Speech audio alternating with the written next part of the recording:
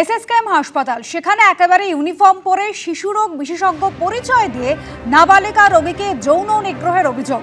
হাসপাতালের চিকিৎসকদের জন্য নির্দিষ্ট শৌচালয় নিয়ে গিয়ে যৌন নিগ্রহের অভিযোগ উঠল।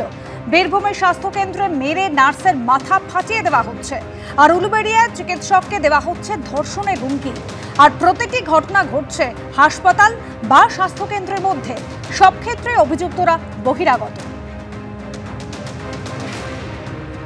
সেই ছেলেটা কোনো শত্রু নয়, ওর টার্গেট আলাদা ছিল, যে রেপ করে মার্ডার করা। পরপর যে ঘটনাগুলি আপনার ঘটলো, উলুবেড়িয়াতে যে ঘটনা ঘটলো, পাঁশকুড়ায় যে ঘটনা ঘটলো, মোহাম্মদ বাজারে যে ঘটনাগুলি ঘটলো এবং সর্বশেষ পিজিতে, প্রতিটা ক্ষেত্রের অনেকগুলো জায়গায় আপনারা দেখুন সেখানে আক্রমণকারী হিসেবে যারা হচ্ছে যে আমাদের রাজ্যের সরকারের যারা সুরক্ষা বাহিনীর অংশ বা হচ্ছে যে যারা হচ্ছে যে সিকিউরিটি দেওয়া যাদের কাজ ছিল বিভিন্ন জায়গায়, তাদের একটা অংশ যুক্ত হয়ে যাচ্ছে।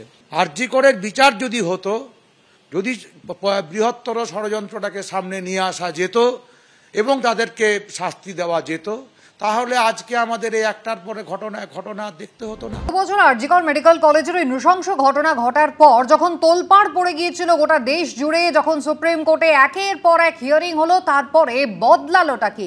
একাধিক নির্দেশিকা তো জারি করা হলো, একাধিক গাইডলাইন দেওয়া হলো সুপ্রিম কোর্টের পক্ষ থেকেও, কিন্তু পরিস্থিতির বদল কি আদৌ হয়েছে? এ রাজ্যের পুলিশ মন্ত্রী তথা স্বাস্থ্যমন্ত্রীকে রীতিমতো কাঠগড়ায় দাঁড় করাচ্ছে বিরোধীরা, যার পাল্টা জবাব দিচ্ছে শাসক দল। গৃহে নিরাপত্তা নাই, রাস্তা নিরাপত্তা নাই, হাসপাতালের নিরাপত্তা নাই। এর থেকে বোঝা যায় যে total system of law is, শাসন একদম ভেঙে পড়েছে, টুকরো হয়ে গেছে। there is nothing, even I don't think she can do anything about it. It's gone beyond her hand.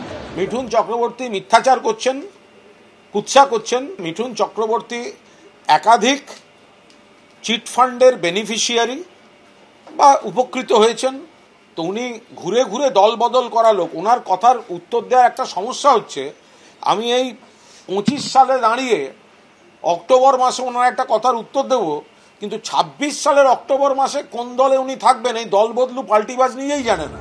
SSKM হাসপাতালে বুধবার দুপুরে ভয়াবহ ঘটনা। নাবালিকা পরিবার সূত্রে যেটা খবর, যে বুধবার দুপুর 1:50 নাগাদ মা এবং দাদুর সঙ্গে এসএসকেএম মেডিকেল কলেজের সাইকিয়াট্রিক ডিপার্টমেন্টের আউটডোরে আসে নাবালিকা। মেয়েকে দাদুর কাছে রেখে টিকিট করাতে যান মা, আর তখনই সেখানে আসে এনআরএস মেডিকেল কলেজের বেসরকারি নিরাপত্তারক্ষী অমিত মল্লিক। নিজেকে পরিচয় দেন শিশুরোগ বিশেষজ্ঞ হিসেবে। এরপর টেস্ট করানোর নাম করে এসএসকেএম এর ট্রমা কেয়ারের চিকিৎসকের জন্য ব্যবহৃত শৌচাগারে নাবালিকাকে নিয়ে যায় এই অভিযোগ সেখানেই তার যৌন নিগ্রহ করা হয়। সিসিটিভি ফুটেজ দেখে চিহ্নিত করা হয়েছে অভিযুক্তকে। পুলিশ সূত্রে খবর, সিসিটিভি ফুটেজে দেখা যাচ্ছে অ্যাপ্রন এবং হেড ক্যাপ পরে নাবালিকাকে নিয়ে যাচ্ছে এই অভিযুক্ত অমিত মল্লিক।